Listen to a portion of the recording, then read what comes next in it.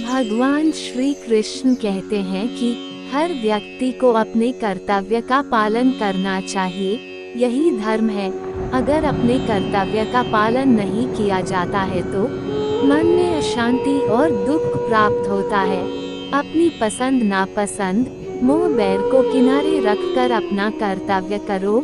किसी अन्य व्यक्ति का कर्म आपको कितना भी आकर्षित करे, उसके प्रलोभन में न आए। कष्ट में रहते हुए भी अपना कर्म करना दूसरे की नकल करने से श्रेष्ठ है। अपने कर्म और कर्तव्य का पालन ही जीवन का सही मार्ग है। कर्तव्य में दोष देखकर पीछे न हटें, क्योंकि हर कर्म में कोई ना कोई छोटा बड़ा दोष हो सकता है। जैसे अग्नि के साथ धुआं भी होता है।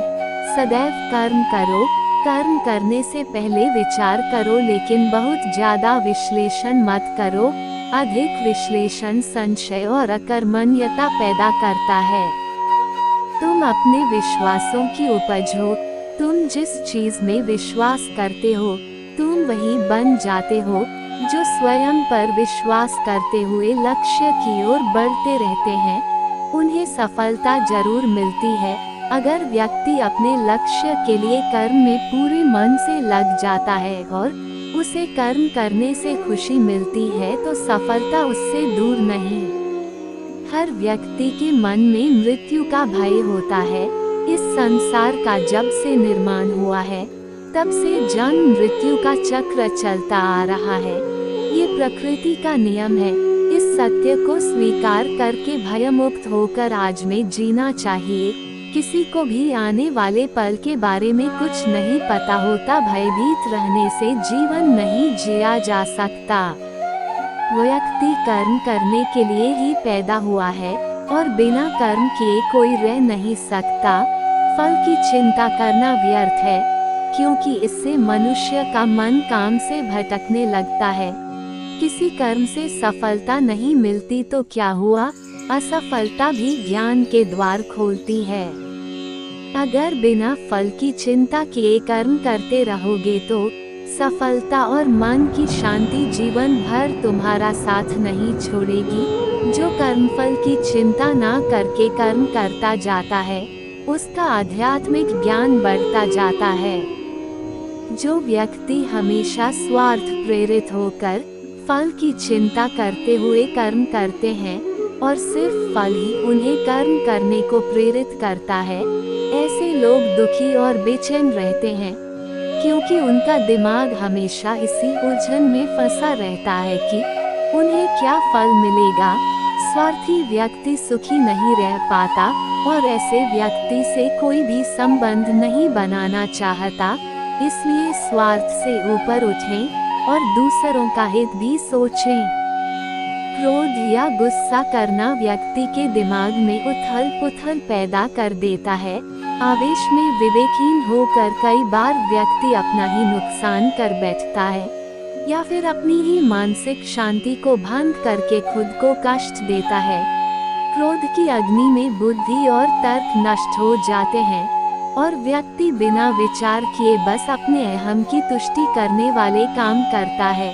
गुस्सा व्यक्ति की विचार शक्ति को पनडुब्बी बना देता है और भ्रम पैदा करता है। मन का स्वभाव है कि ये आसानी से भटक जाता है। अगर जीवन को सफलता की दिशा में ले जाना है तो मन को काबू करना बहुत जरूरी है। श्री कृष्ण कहते हैं कि बार बार प्रयास करने से धीरे धीरे चंचल मन को वश में किया जा सकता है।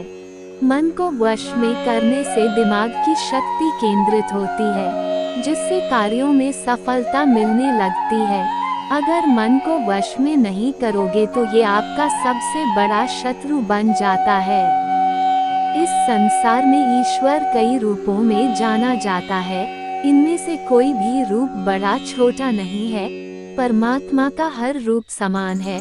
जैसे हर नदी अंत में सागर में जाकर मिलती है, वैसे ही हर धर्म, मत और संप्रदाय की धाराएं परमात्मा रूपी समुद्र में समा जाती हैं। ये संसार परम पिता का ही स्वरूप है। वो हर कण में विद्यमान है।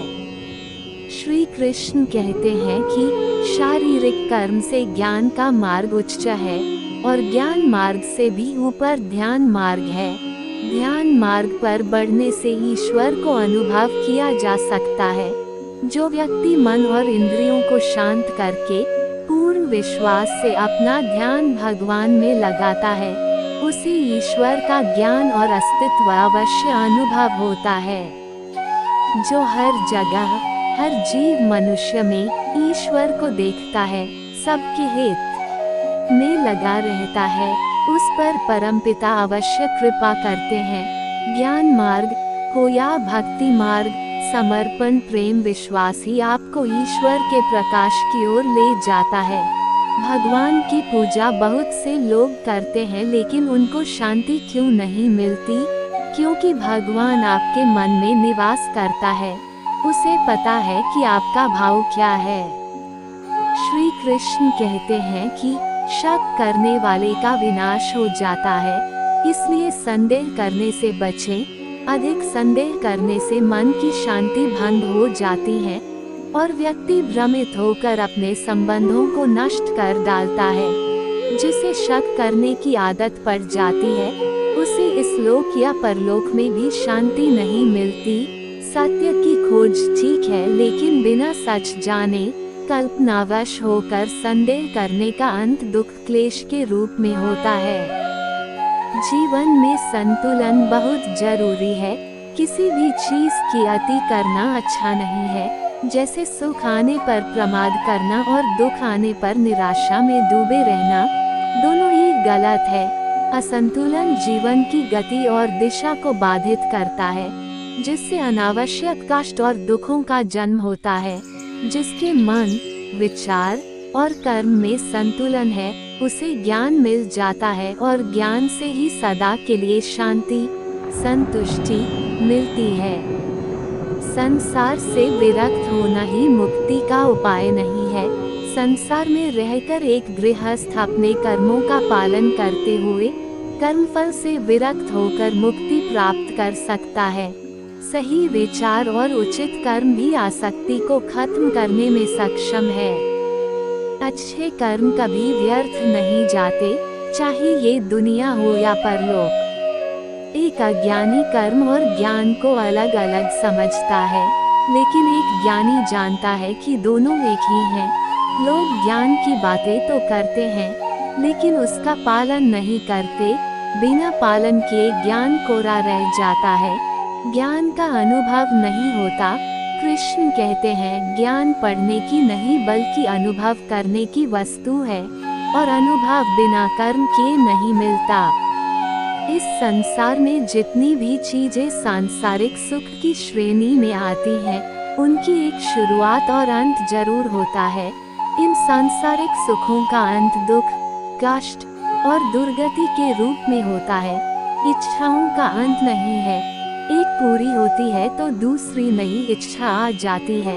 हर इच्छा से प्रेरित होकर कर्म करना गलत है, क्योंकि ऐसे तो अनुचित कार्य भी होंगे। इच्छाओं से विचलित न हो, उन्हें एक विरक्त दर्शक बनकर देखो और वे चली जाएंगी। परमपिता ही एकमात्र हमारे आधार है और अपने हैं। इस संसार में कोई भी अकेला नहीं है। ईश्वर में विश्वास रखते हुए जो मनुष्य कर्मपथ पर बढ़ता जाता है, वो सदा शांति, सुख और मुक्ति पाता है। भूत और भविष्य की चिंता करना व्यर्थ है, वर्तमान ही सत्य है। जो भी पूर्ण समर्पण से ईश्वर की शरण में आता है, परमात्मा उसका कल्याण अवश्य करते हैं। दोस्तों, आशा है कि आपको वीडियो पसंद आई होगी। अगर आपको यह वीडियो अच्छी लगी तो वीडियो को लाइक जरूर करें और हमारे चैनल को सब्सक्राइब जरूर करें। आपका बहुत बहुत धन्यवाद।